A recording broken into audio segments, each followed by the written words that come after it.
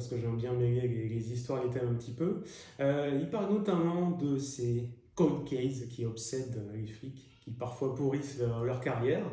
Ils sont trois à la crime de Versailles, à avoir cette enquête qui les hante, ce dossier qui les hante. Alors, pour l'adjointe de la brigade criminelle, ça fait 30 ans.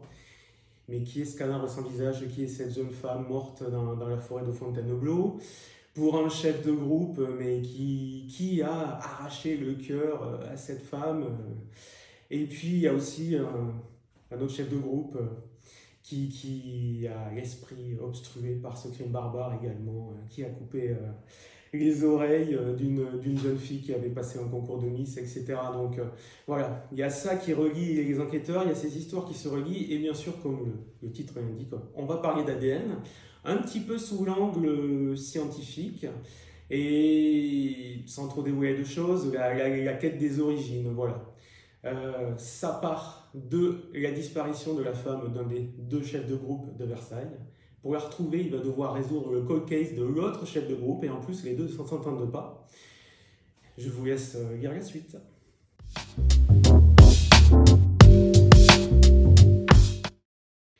Alors déjà, j'aime beaucoup les thèmes sociétaux. J'aime bien chaque roman qu'il y ait quelque chose qui parle aux gens, qui soit actuel.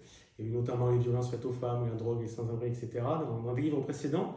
Donc là, c'était l'ADN, et j'étais beaucoup interpellé par ces histoires de personnes qui pouvaient un petit peu retrouver des proches ou résoudre un petit peu le mystère de leur vie grâce au progrès de l'ADN et à tout ce qu'on fait depuis maintenant 10, 15 ou 20 ans. Et à un moment, les choses se sont assemblées dans mon esprit, et j'ai décidé d'en faire une histoire un peu tordue, on va dire, voilà, à partir de l'ADN.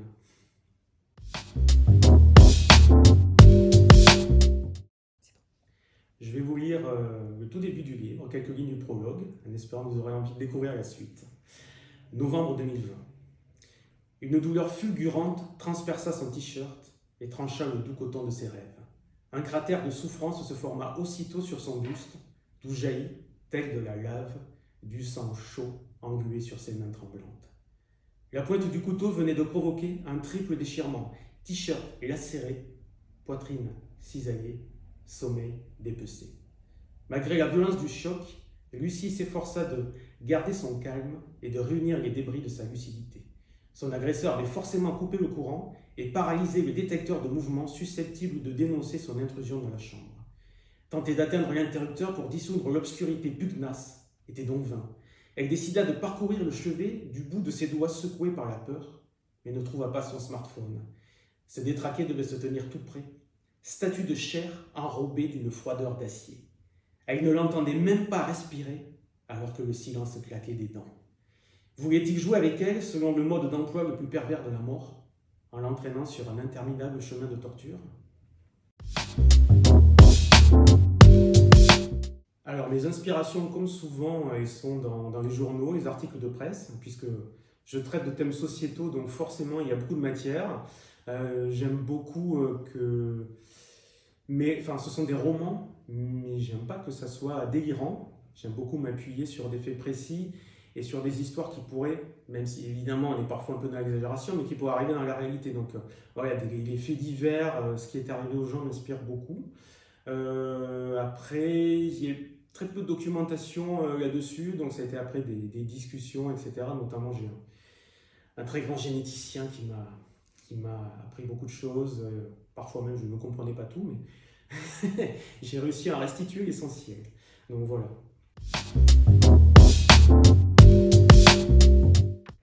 Eh bien, écoutez, si vous aimez les intrigues qui se croisent et qui a priori n'ont rien à voir les unes après les autres, si vous aimez frissonner, si vous aimez vous questionner, si vous aimez avoir peur et si vous aimez vous interroger, eh bien, je pense que ça peut vous plaire. Donc, je vous retrouve peut-être un de ces quatre pour en parler.